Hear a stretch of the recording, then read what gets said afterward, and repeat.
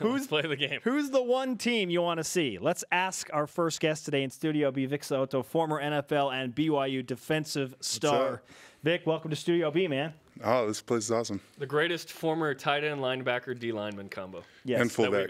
And fullback that Yeah. we've ever We forgot had on that one. Okay, every Vic, who are you scheduling? One team, any team in America you can schedule for BYU. Who do you want to go get? Oh, I'd schedule the team up north. Play them 12 times.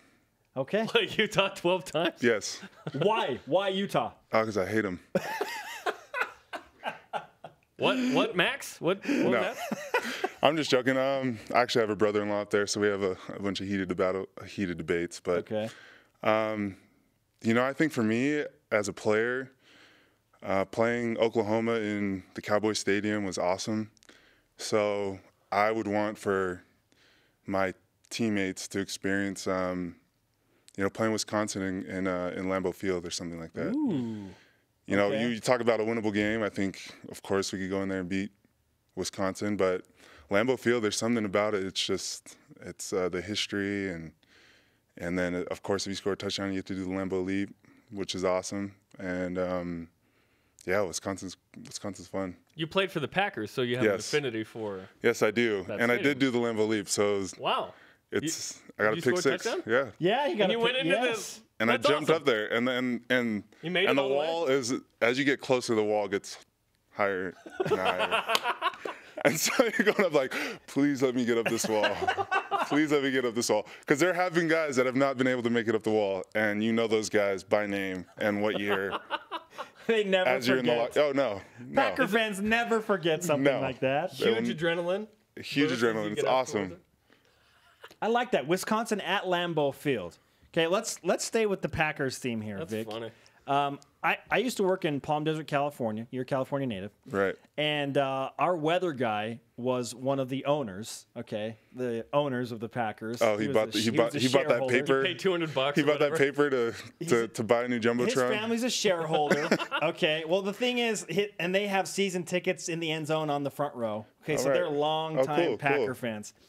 And I took him down to a preseason football game against the San Diego Chargers Oh yeah. that you were playing in. Yes. And I was so proud because I'm like, that's a BYU guy. And he's like, oh, I love that guy. Yeah. I love that guy. And now you've played for the Packers. Does it get any better than that if you want to play in the NFL than being a member of the Green Bay Packers? You know, I'm a huge San Diego Chargers fan. One, because I'm from San Diego, and my uncle played there for a long time. And so I'd say playing for the Chargers. Okay, well, so that was like a collision of worlds for you then. Oh, absolutely. I was lining up against Antonio Gates, asking him for his gloves after the game. You know, like, what's up, man? Whatever happens after this, you know, don't take it personally. But can I have your gloves after the game? Like, In the middle of the. in the middle, like pre-snap. Yeah. That is awesome. That's fantastic. Yeah. Did you play against other BYU teammates in the NFL? In any other game? I played with Brian in Kiel with the Redskins for like a season and a half, and I can't. Oh yeah, Max Hall. I chased Max Hall out of bounds, and it was my rookie year. And he was going out of bounds, and I've never had the opportunity to hit Max, right? Because you're not allowed to touch the quarterback. And I almost dislike quarterbacks as much as I dislike the team of North. So The unnamed team. Of yes. So when he's going out of bounds, I just hit him anyways. Like, he threw the ball, and he was like 2 yards out of bounds, and I hit him. Did you get a penalty? No. Oh, nice. Okay. And we got away with it. to kind of give each other high fives and stuff, and then talked after the game. It's pretty Okay. funny. That's awesome. Vic Soto with us in Studio B, former BYU and NFL defensive lineman. We're talking about the BYU 2015 schedule and scheduling in general. He says play Wisconsin and LAMBEAU Field is his dream scenario. Well, he said play Utah 12 Well, times. Utah That's the 12 first times, answer. and then Wisconsin Right. at LAMBEAU Field. Let's look at the actual schedule, though, Vic. 2015, the September to remember for sure, at Right. Nebraska, at UCLA. Or sorry, home to Boise State, at UCLA, at Michigan. What do you think of the slate that BYU faces in 2015? I think it's what you expect. It's what you expected going into, you know, being an independent. Is you want to play teams all over the country. You want our fans to be able to see BYU Cougars if they're in Nebraska, if they're in California, if they're in Michigan, you know. And I think it's a great opportunity for our guys, especially, you know, guys that want to be drafted, that want to have a high draft grade. You got to perform well against the best. And although those teams aren't, I mean, they're up there, but they're not necessarily Alabama. You know, you're not playing SEC, but they're up there, and there's caliber guys that you'll be going up against. And if you succeed against them, then come this time next year, you'll be having your name called and onward and upward. And it's awesome that there are SEC. I guess there's one neutral against Missouri and then Mississippi State, and that's a great opportunity. Give us the player perspective, because I have a little bit of a concern. It's very exciting, but that maybe it's too tough. BYU's won 8 games the last 3 years. Still Taysom Hill, Jamal, Bronson Kafusi, Mitch Matthews, all seniors. So this team seems like they'd be capable of competing against the schedule. Right. Is there a point where you fill up the glass too much and it's, okay, that's tough enough? Well, I don't think you go in as a player playing the whole season. You go in game one for game one. And each week, you know, take us, for example. We went 4-0 last year, and I was tweeting, Taysom Hill for Heisman, we're going to the national championship, right? You were wearing these guys. Oh, no. Oh, you were wearing these guys. Yeah, I have those actually in my car. I wear anytime I'm not around BYU, I wear those. Okay.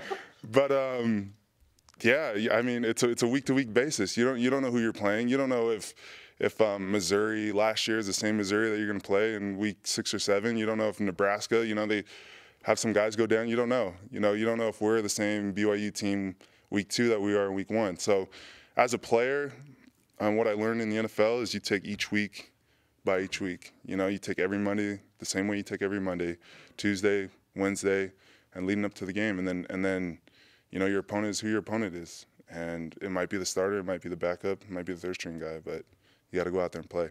Vic Soto in Studio B on BYU Sports Nation. Some changes to the personnel for BYU football in the offseason, including your wife. Right. I think that was the best pickup they had there. She's in there as Broncos secretary, I believe. Administrative assistant. Administrative assistant. Executive assistant. Oh, executive assistant.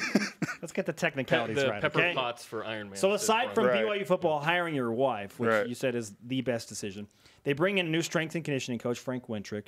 We found out a new speed coach in Keith Heiberger, and Broncos going back to the defense. All of these changes, what kind of optimism, if you will, does that give you that BYU will be able to turn things around against that caliber of a schedule?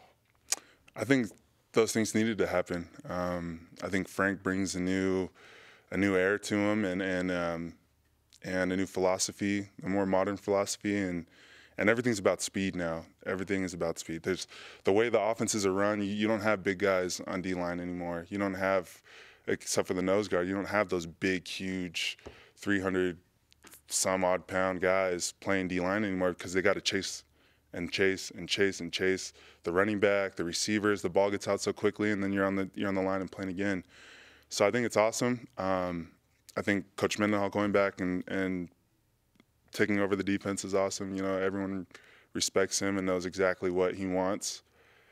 And I'm super excited. I've already been talking smack to my ex-Nebraska teammates in the NFL. Like, if you don't know Taysom, you will after week 1. So, yeah. And being in that region and knowing what he did to Texas, I imagine he has he has their full attention. Right. Absolutely. When you look at what happened recently with BYU, no drafted guys.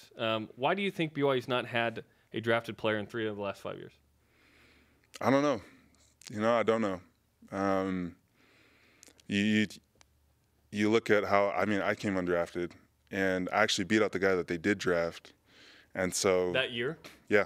They drafted a guy that year in my position, and he led the Pac-12 actually in sacks 2 years in a row prior.